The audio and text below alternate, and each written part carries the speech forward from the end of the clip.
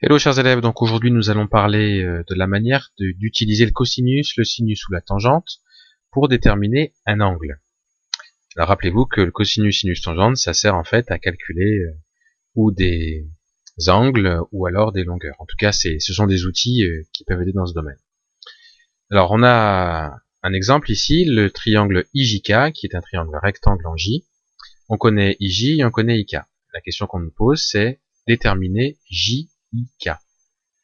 Donc pour trouver JIK, vous pensez bien qu'il va falloir utiliser le cosinus, le sinus ou la tangente. La question c'est comment faire pour savoir lequel.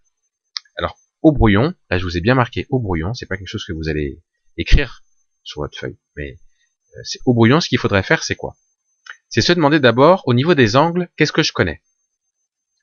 Eh ben j'en connais aucun, à part le 90 degrés, mais ça servira jamais ça le 90 degrés.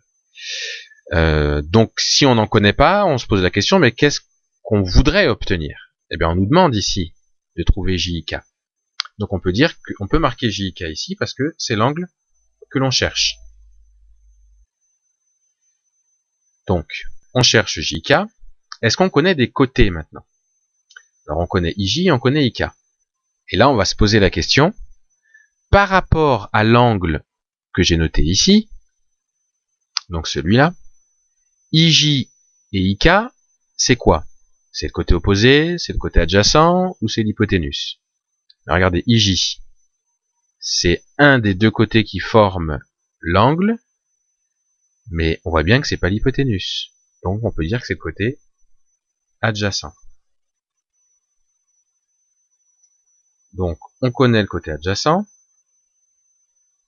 Et le IK, mais si vous regardez bien, il est en face de l'angle droit, donc c'est bien l'hypoténuse. Voilà, donc maintenant il faut se poser la question. J'ai adjacent et hypoténuse.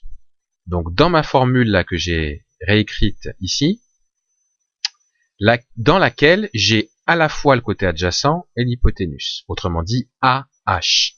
Ben, AH, je l'ai pour le cosinus. Cosinus adjacent sur hypoténuse. Donc ça veut dire que là il va falloir utiliser le cosinus. Et une fois qu'on a écrit ça au brouillon, eh bien on n'en a plus besoin. On sait qu'il faut utiliser le cosinus, donc on va essayer de rédiger correctement. Alors déjà on sait que IJK c'est un triangle rectangle en J. Faut le préciser. Pour quelle raison? Parce que le cosinus, le sinus ou la tangente, on ne peut les utiliser que dans des triangles rectangles, pas dans les autres. Alors, je cherche le cosinus de l'angle JIK, puisque c'est l'angle que je cherche à trouver. Alors, il est égal à quoi? Il est égal à côté adjacent sur hypoténuse, autrement dit IJ divisé par IK. On est d'accord. Ensuite, ça doit être égal à quoi? IJ, ça fait 3. IK, ça fait 5. Donc ça, c'est égal à 3 sur 5. Et alors là, faites attention.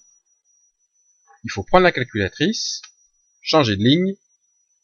Et sur la calculatrice, vous allez écrire seconde cos 3 divisé par 5. Je répète, seconde, ensuite cos, et entre parenthèses, 3 divisé par 5. Ça, c'est ce que vous allez taper sur la calculatrice. Et la calculatrice va certainement écrire arc cos, ou alors cos moins 1, l'un ou l'autre.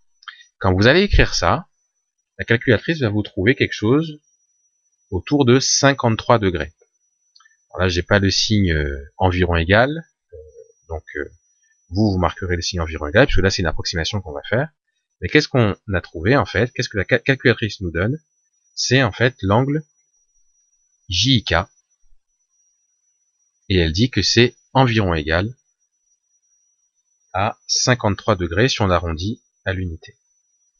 Surtout, ne pas écrire que c'est le cosinus de JIK qui est égal à 53 degrés, puisque là, c'est vraiment l'angle qu'on vient de trouver. Donc, quand on cherche l'angle, il faudra toujours faire seconde, cos, et le rapport qu'on aura trouvé ici pour le cosinus. Voilà.